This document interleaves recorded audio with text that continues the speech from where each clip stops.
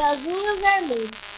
Era uma vez uma menina chamada Chapeuzinho Vermelho.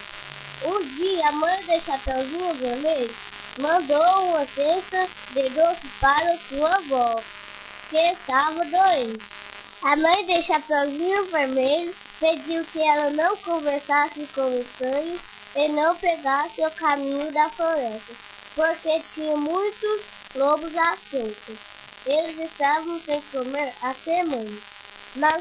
Mas Chapeuzinho Vermelho desobedeceu a sua mãe, foi pulando pelo caminho da floresta e foi perseguida pelo lobo. Quando ela ouviu um barulho estranho, olhou para trás e viu a fera. O lobo disse: